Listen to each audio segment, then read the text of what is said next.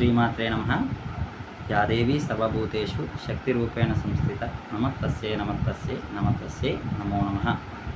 మరి శరన్నవరాత్రులు ప్రారంభమయ్యే దేవీ వైభవంలో ప్రత్యేక అంశాల గురించి మనం తెలుసుకోవడం అయితే జరుగుతుంది. మరి ఈనాటి ప్రత్యేక అంశం ఏంటంటేనండి, అమ్మవారి యొక్క అలంకార వైశిష్ట్యంలో మూలా నక్షత్రం యొక్క ప్రాముఖ్యతని మనం తెలుసుకుందాం. మూలా నక్షత్రం అమ్మవారి యొక్క జన్మ నక్షత్రం. మరి మూలా నక్షత్రంలో అమ్మవారికి విశేషమైన పూజలు చేయడం అనేది జరుగుతుంది. మన విజయవాడ కనకదుర్గ అమ్మవారికి కూడా మూలా నక్షత్రం నుంచే మూల పూజలు అనేవి ప్రారంభం అవుతాయి.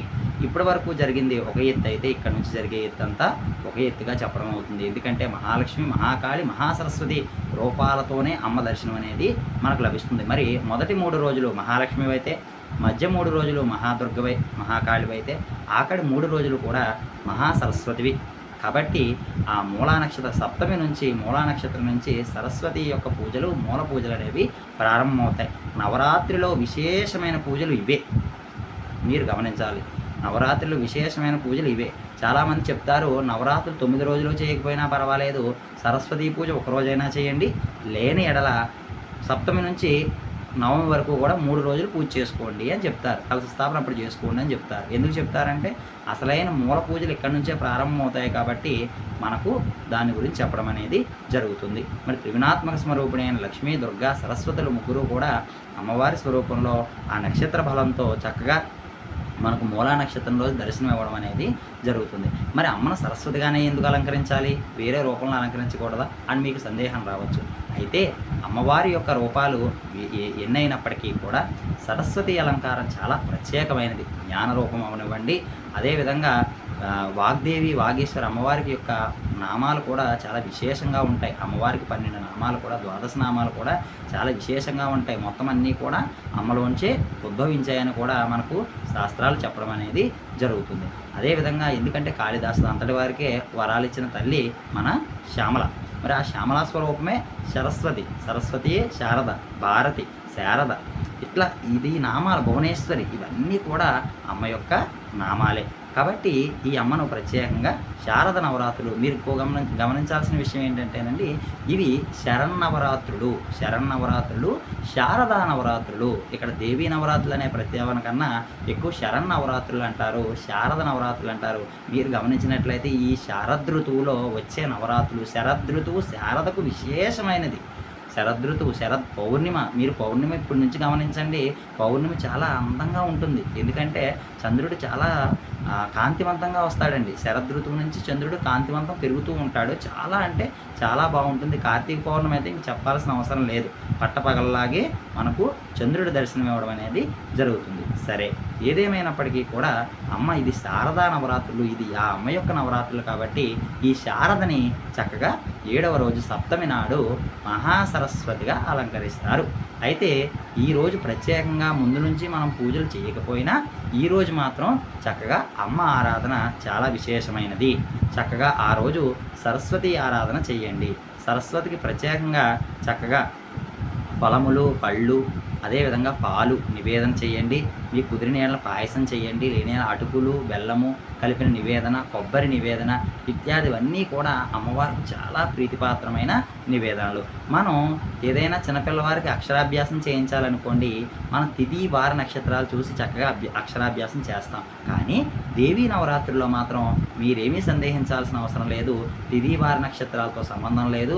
సరస్వతి అలంకారం మూలా నక్షత్రం ఏ రోజైతే ఉంటుందో ఆ రోజు చక్కగా మీరు అక్షరాభ్యాసం చేయించుకోవచ్చు.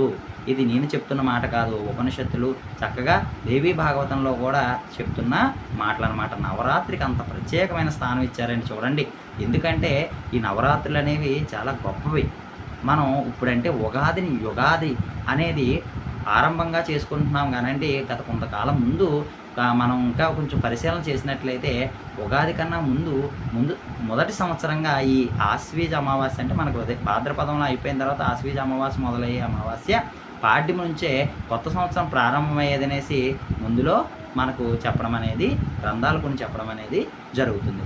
కాబట్టి ఏదేమైనప్పటికీ కూడా ఆ రోజు చక్కగా సరస్వతి ఆరాధన చేయండి. విద్యార్థులు తమ యొక్క చదువు విషయం గురించి అమ్మతో ప్రార్థించండి. అమ్మతో మాట్లాడండి ముందు. అమ్మతో మాట్లాడి చక్కగా అమ్మని అడిగి మీరన్నీ కూడా సక్రమంగా చేసుకోండి. ఎందుకంటే భగవంతు తత్వం అనేది తెలుసుకోవడం చాలా కష్టతరమైన పని. కానీ ఒకసారి తెలుసుకున్నామంటే దాన్ని విడిచిపెట్టడం అనేది మన తరం కూడా కాదు. కాబట్టి అమ్మను ముందు తెలుసుకోవడానికి ప్రయత్నం చేయండి. అమ్మ నామాన్ని తెలుసుకోండి. అమ్మ యొక్క రూపాన్ని తెలుసుకోండి. అమ్మ రూపంలో ఉన్న జ్ఞానాన్ని తెలుసుకోండి. అలా అమ్మవారి యొక్క ధ్యానాన్ని తెలుసుకున్నప్పుడు మనకి ఎంతో సంతోషంగా అది మనకు ఆకలింపు చేసుకోవడానికి చాలా అందంగా అవుతుందండి. ఎందుకు అందంగా అవుతుందంటే, ఉదాహరణకు ఒక ధ్యానం చేస్తున్నారు. ఆ ధ్యానం చేసేటప్పుడు మీరు ఏ దేవత దగ్గరికి వెళ్తున్నారు, ఏ దేవీ దేవత దగ్గరికి వెళ్తున్నారో ఆమె పట్టుకున్న ఆయుధాలు కానివ్వండి, ఆమె వదనం కానివ్వండి, ఆమె కూర్చున్న భంగిమ కానివ్వండి, ఇది మనకు జ్ఞానంలోకి రావాల్సిన అంశం. అంతేగాని మన ధ్యాన రూపంలో ఉన్న ఆ దేవిని ఆరాధన చేయాలి తప్ప మన ఇష్టంగా మనం ఆరాధన చేయడానికి మనం ఎంత మాత్రం సరిపోము. కాబట్టి ఆ దేవీ తత్వాన్ని తెలుసుకుంటూ ఆ ఆరాధన చేయండి. ఎందుకు ఇలా చెప్తున్నానంటే, కాళిదాసు అంతటి వాడికే తల్లి జ్ఞానాన్ని ప్రసాదించింది సరస్వతి. కాళిదాసుడు అంతటి వారికే జ్ఞానాన్ని ప్రసాదించింది. మిగిలిన వారికి జ్ఞానాన్ని ఎందుకు ప్రసాదించదు? అందరూ ఆమె బిడ్డలే కదా. ఆమె బిడ్డలైనప్పుడు ఆవిడ ఎందుకు జ్ఞానాన్ని ప్రసాదించలేదు? మనమే దాన్ని నిరుపయోగం చేసుకుంటున్నాం. దేవి తత్వాన్ని తెలుసుకుందాం. అమ్మ నామం యొక్క విశేషం తెలుసుకుందాం. అందుకే మనకు లలితా శాస్త్రంలో కూడా చెప్తారు. లలితాదేవి చక్కగా ఏంటండి, చక్కగా పాశాంకుశాలు ధరిస్తుంది. చక్కగా ఒక చేతిలో చెరుకు విల్లును పట్టుకుంటుంది, ఒక చేతిలో బాణాలు పట్టుకుంటుంది, ఒక చేతిలో చక్కగా పాశాంకుశాలను పట్టుకుంటుంది. ఇవన్నీ కూడా అమ్మతత్వానికి మూలమండి. అమ్మవారు పట్టుకునే ఆయుధాలన్నీ కూడా దేవీ తత్వంలో గొప్ప విశేషాన్ని తెలియజేస్తాయి. పాశం, అంకుశం, చక్కగా చెరుకు, బాణం. ఈ ఈ చెరుకు కూడా ఎందుకంటే మన్మధుడికి ప్రతీక. ఎప్పుడైతే చెరుకు బాణం వీళ్ళు పట్టుకుందో తల్లి మన్మధుడికి ప్రతీక. ఈ బాణాలు కూడా మనలో ఉండే కోరికలు. ఈ కోరికలన్నింటినీ కూడా తిరిగించేది ఆ దేవి. ఆ కోరికలన్నింటినీ కూడా లాక్కునే తల్లి కూడా ఆవిడే. పాశం మనలో ఉండే భావబంధాలన్నింటినీ పాశాల ద్వారా లాగుతుంది. అంకుశం మనం ఏదైనా ఏ విధానంలో మనకు కష్టాలు వచ్చినా కూడా నేను ఉన్నాను, నేను రక్షిస్తాను నిన్ను అని మనకు ఒక భరోసాని ఇచ్చే దేవి ఎవరంటే ఆ లలితా పరమేశ్వరి అమ్మవారు మాత్రమే. కాబట్టి భగవతత్వంలో ప్రతి ఒక్క దైవత్వం కూడా చాలా విశేషమైంది. భగవంతుని ముందు మీరు ప్రేమించి, భగవంతుడి యొక్క తత్వాన్ని మీరు ప్రేమించి భగవంతుని మీరు తెలుసుకోండి. భగవంతుని తెలుసుకోవాలి తప్ప మనం చిన్న విషయాలు వేరే విషయానికి మనం ఏమీ అవ్వాల్సిన పని లేదు. ఇంకొక విషయం చెప్తున్నాను. ఎవరో చెప్తారు, పెద్దవారు చేసుకుంటారు, లేదా బ్రాహ్మణులు చేసుకుంటారు, పంతులు చేసుకుంటారు. మనకెందుకు వచ్చింది అంటే మనకి ఇంకెప్పటికీ రాదు. మనం ఈ జన్మలో వచ్చిన విధానం, మనం దేనికి వచ్చాం, ఏం చేస్తున్నాం అనే విధానాన్ని మనం తెలుసుకొని మన ఈ జన్మ రాహిత్యాన్ని వదులుకొని అమ్మ తత్వాన్ని తెలుసుకొని అమ్మ బోధనలను ఆకలింపు చేసుకొని మనం ముందుకు సాగిపోవాలి. ఇదే ధ్యేయంగా పెట్టుకోండి. ఎందుకంటే మనం లేచిన తర్వాత మనం ఒక్కసారైనా మనం భగవంతుడికి ఒక నిమిషం కేటాయించామా లేదా అనే అంశాన్ని మీరు అందరూ గమనించుకోవాలి. ప్రతి ఒక్కరూ పిల్లలకు ఇప్పటి నుంచి నేర్పించాలి మీరు. ఎందుకంటే పిల్లలకు ఇప్పటి నుంచి నేర్పిస్తేనే ఆ అమ్మతత్వాన్ని తెలుసుకోగలుగుతారు, ముందుకు వెళ్ళగలుగుతారు, ఆనందంతో జీవించగలుగుతారు. శ్రీమాత్రే నమః.